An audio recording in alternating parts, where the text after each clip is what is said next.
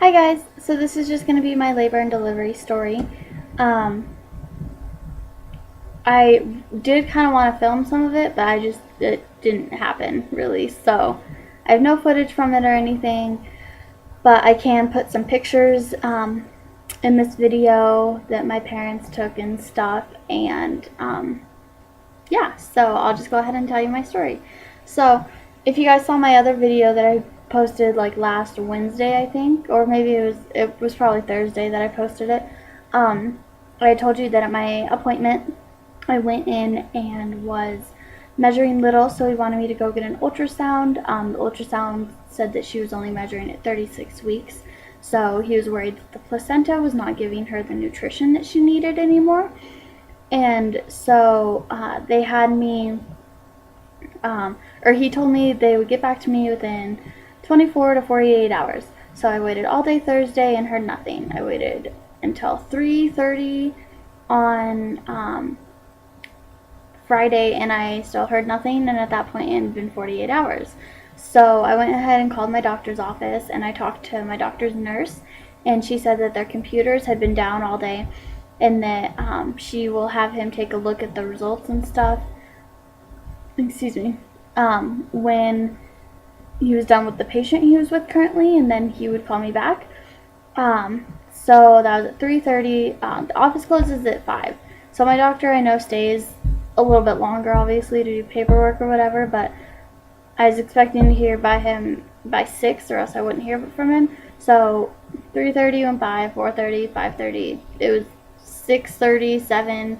I just figured, okay, I'm not going to hear from him. It's getting late. I'm guessing, like, obviously it's not a big deal. I'm sure he'll just get back to me Monday. It's nothing. So then I was at Casey's house. We were eating dinner. Casey and I had some pizza. I was putting very, very hot sauce on it because I was trying to. I was eating hot stuff before to kind of help get her to push her out. We were like gonna get ready to go to a movie, and then we were with Casey's parents, and his mom asked us if she could see the ultrasound pictures that I had gotten on Wednesday. So I was like, yeah, hold on, they're on my phone, let me get them.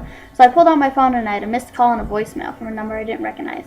So I listened to the voicemail and it was my doctor.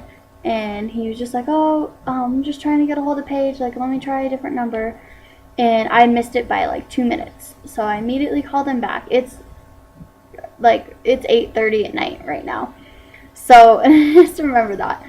It's 8:30 at night. I called him back and he said, yeah, so it looks like she has stopped growing and it would be better to get her out sooner rather than later.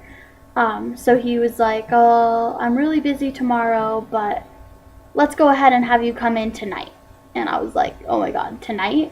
And he was like, yeah, let me just call the delivery room really fast and make sure that they have room for you, and I'll call you back. So he hangs up and he calls the delivery room, and I'm at Casey's house, and I'm like freaking out. I'm like, oh my god, he wants me to be induced tonight. So I call my dad and I tell him, and he's just like, okay, well, if he wants you to do it, like, just come home, get your stuff, we'll go. And so I'm like, okay. So then Mark calls me back, my doctor, and he's like, yeah, they have room for you, so if I could have you be at the hospital within 30 minutes, that'd be great. So this was so last minute. I'm just like shocked all the time. I started crying. I was like, oh my god. Like, it was like happy cry, but like just overwhelming. Like, I was not expecting to, like, I was expecting to have like a day's notice, or at least a few hours, not 30 minutes. And so I'm like, okay, I'll see you in 30 minutes. And so I went home and got all my stuff and we went to the hospital. Met Casey there. He went to go take a shower before he got so excited. I was like, yeah, they're inducing me tonight. And he's like, oh, yes! And like runs down. He's like, I gotta take a shower. I gotta call Jack, which is his nephew, because his nephew is like, you need to call me because I need to come down from, he lives like 2-3 hours away. So he's like, I need to come down and see you guys immediately. So he's like, I'll call Jack. And like running around all crazy. And I'm just like freaking out, and his mom's freaking out, and his stepdad's like, I'm not staying up all night. He's just being all grumpy. But anyways, so we go to the hospital. get all checked in and admitted, fill out all kinds of paperwork, get my IV in, blah, blah, blah. Then my doctor comes in, and what he did is he put a balloon in my cervix. One goes up like into my cervix. I was 1 centimeter dilated when I went in, by the way, and 50% effaced. So I go in, and he puts one part of the balloon up in my cervix and the other part that goes down into like my vagina, and fills them up. So they put pressure on my cervix, causing me to dilate. So he did that, and that caused me to have some contractions. They weren't regular though, but they were really painful, and that really sucked. But so the nurse gave me some Ambien to help me sleep, and that didn't help me sleep at all. Like, that just fucked me up. Like, I just got like high off of it. It was because Casey stayed in the hospital with me all night. My parents went home, and then they came back in the morning because he wasn't going to start giving me like the pitocin and stuff till the next morning. But I'm like, I could just like, I got up to like go to the bathroom, and I could like barely walk. So Casey has to like walk me into the bathroom. And I'm also hooked up to all these monitors and stuff to measure the baby and like her heartbeat and all that, like my contractions and everything. And so they walk me into the bathroom. I have to like unplug all these things and go into the bathroom, and I'm like falling over, and like I'm like telling them, I'm like, I kind of feel drunk, like I feel weird. And then I was like laying down, and I was like, it feels like we're on a boat. And I just kept saying like the weirdest stuff, and I was like asking him to sing to me and like to talk to me. And I was like, I just remember I was so comfortable and so content, and like until I'd have a contraction, and then it was like the worst thing ever. I was just like, I don't know, I was like, it sucked because they were really, really painful, but they weren't regular, so I wasn't in like true labor yet. But finally, the nurse said that I could have some pain medication if I needed it while that night, if they got bad enough.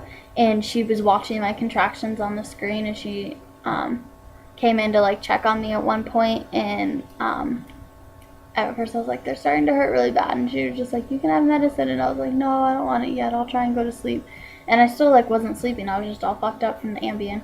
And finally I was like, Casey, go get me medicine. And so he went and got it, and she came in and gave me some fentanyl, and that helped me. That knocked me out immediately. That helped so much. Like, that's the only reason I slept, really. So I fell asleep on the fentanyl, and then I woke up in the morning because I had to, whenever she'd come in, she had to like check my monitors and stuff and wake me up, my vitals and everything. And she gave me another shot of fentanyl in the morning because it wore off, and I was like still in pain. But then they took the balloon out. Well, I guess, so I was really wet. I felt really, really wet. This was around, my doctor came back in the morning around 7:38 in the morning, and I just like felt so like wet down there, and I was like, I feel like really wet. Like, did my water break or like what? And it wasn't my water. One of the balloons actually broke inside of me, and so it leaked all the saline solution everywhere. Which they said they've never had that happen. It was actually like a defective balloon, but it did its job, and I was 3 centimeters dilated. So, because he was like, oh, we might have to put another balloon in and wait for you to dilate more, and I was like, no, like I don't want to do that again. So I was like, I don't want to wait any longer. So he was like, nope, you're 3 centimeters dilated, so we're gonna get you started on the pitocin now. So yeah, so they started me on the pitocin at 8 a.m. And they slowly came in every 30 minutes and cranked up the pitocin a little bit. But at first it was like I wasn't feeling any contractions. Like, my contractions from the night before had completely gone away, and I wasn't really feeling anything. And then I started to feel them, but it was just like tightening and cramping, kind of. It wasn't that bad. And then around 11 is when they started to get really bad, and like that's when they were getting so painful, and like I didn't want to like talk to anyone really. I just kind of like rolled over in my bed and like was holding Casey's hand. I was like kind of trying to hide, and then the nurse kept trying to talk to me, and I was having such a hard time like just talking to her through it. And finally they were like, well, you can have the epidural whenever you want. I'll go. And I said, well, because they said, but let us know ahead of time because we have to give you about 30 minutes worth of fluids before we give you the epidural. And I was like, okay, well, is like the epidural guy busy? Like, what's going on? Because I don't think I need it quite yet, but if it's gonna take a long time, then I want to get it. And I started progressing really fast. So I got checked once at 8, and that's when I was 3 centimeters. But so then she said, no, he's just sitting out there right now, hanging out. Like, he has nothing to do. He could be in here within 30 minutes after you get your fluids. And like literally within the few minutes she went out to go check on the guy or whatever, they started to get worse and worse, and they started to hurt so bad. And hold on, they started to hurt so bad, and hold on, sorry. Anyways, so they started to hurt so bad, and like within minutes they like increased, and they were like 2 minutes apart. And so I was like, yeah, I want the epidural. So they gave me the fluids, and then the guy came in to do it, and I like sat up on my bed on this table like this with my back, and then Casey sat in front of me and like held my hand, and like literally when he walked in the room, they got like unbearable. Like I was crying, and like before I wasn't crying, it was just like, ow, fuck, ow. And then I was like crying like every time I got one. So he gave me the epidural, and it took a while for it to kick in. It took like 15 to 20 minutes, and I was kind of freaking out. I was like, oh my god, what if it doesn't work? Like, I don't want to deal with this pain. But then it slowly started to get better and better, and I got the epidural at noon, by the way. So 11, I started getting really painful contractions at 11, and then I got the epidural at noon. And I just like after that, it just numbed my entire body. Like I could not feel my legs. I could not feel like anything. I wanted to like try and like rest a little bit and maybe take a little bit of a nap. And so she kicked everyone else out but Casey, and like turned off all the lights. But like I couldn't roll over onto my side. Like I wanted to roll onto my side, and I like couldn't do it. So Casey had to like push me up and put pillows under me because I couldn't even hold my body up because I like had no feeling. And then the nurse came in around 1, and she's like, okay, well, I'm just gonna check you real fast and see how you're progressing. And I couldn't even feel her touching me and like checking me at all. And she goes, oh, yep, you're 10 centimeters. And I was like, what? Like, I'm already 10 centimeters? And she's like, yeah, I'm going to go ahead and call your doctor and have him come down here so you can start pushing. And I was like, oh my god. So I was like, Casey, will you please like text my parents and tell them that I'm like going to start pushing? And his mom had gone to like go get some food, and she comes in and she didn't even know yet. I guess she's like, what? And Casey thought, oh yeah, Paige is going to start pushing soon. And she's like, oh my god, and like starts freaking out. So they got me all ready to start pushing, and my doctor showed up, and I was pushing by like 3:30. And that I couldn't feel anything. I couldn't even really feel my contractions, but I started to be able to. Towards the end, because I pushed for about 2 hours, because I started pushing at 3:30 and I didn't have her till 3:13. But my epidural started to wear off towards the end, but not enough that it was like painful, but it was like I could feel a ton of pressure, and I could feel like the contractions. They just weren't really painful, but I just felt like I had to push. Like I knew when I had to push, and like the first couple pushes she had to tell me, okay, you're having a contraction, you need to push. And then after a while I could do it on my own. But so I pushed for about 2 hours, and they started out so I mentioned this before, my pubic bone sticks down really low into my vagina, so they were thinking that I had to get a C-section maybe if she was too big, but since she was measuring so small, they figured that she'd be able to fit, but she was getting kind of stuck.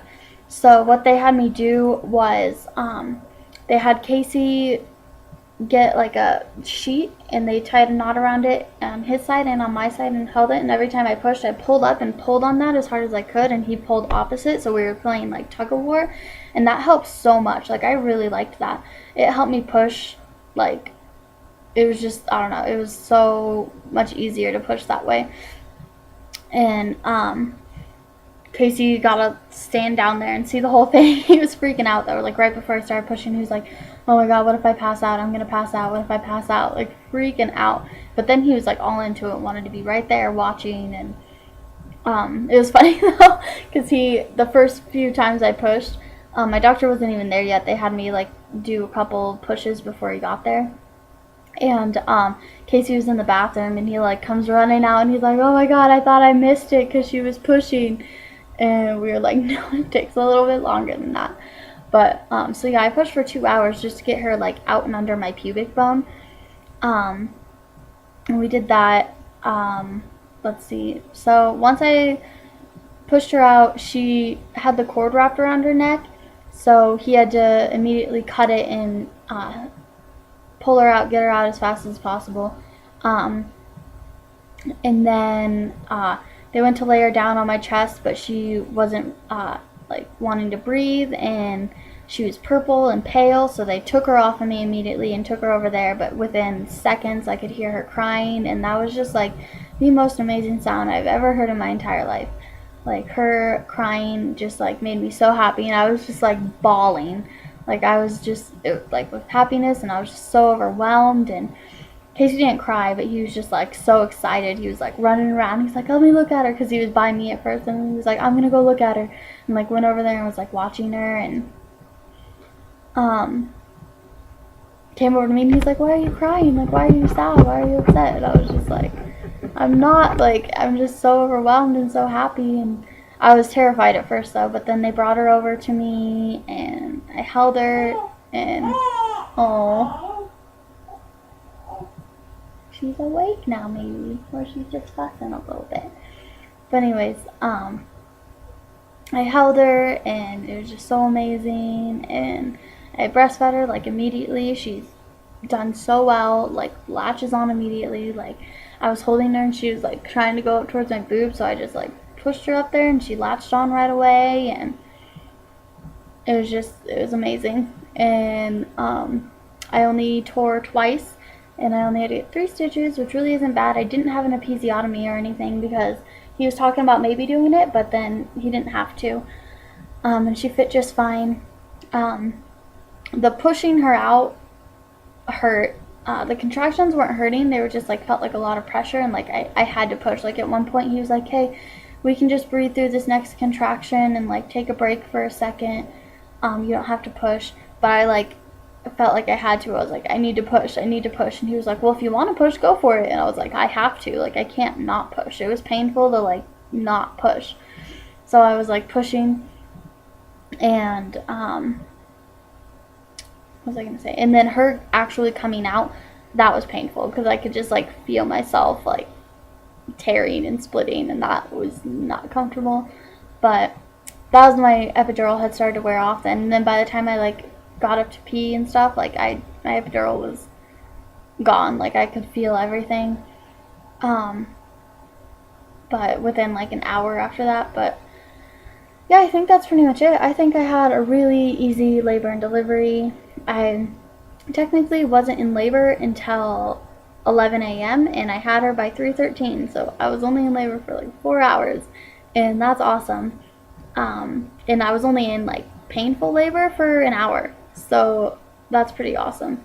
It was just so easy and so great, and like I want to do it again. Like I wish I could go back and just give birth to her again, just because it was like such an amazing experience. But yeah, I think that's all I have to say about my labor and delivery. I had my family there, a bunch of Casey's family, a bunch of my friends were there to see her. Like there were like 20 people there. It was a little overwhelming, but it was fun. And Casey was so amazing the whole time. He like held my hand and just comforted me the whole time, and he was just so fantastic. And it I don't know, it was such a great experience. In the delivery room, I had Casey, his mom, and my mom, and that's all I had in there besides the doctors and nurses. But yeah, that's pretty much it. If you guys have any questions, you can either leave them down in the comments or go to my Ask FM. Follow me on Twitter and Instagram. I update on Twitter constantly. Instagram, it's full of pictures of Layla if you want to see her. And yeah, so that's pretty much it, and I'll see you guys later. Bye.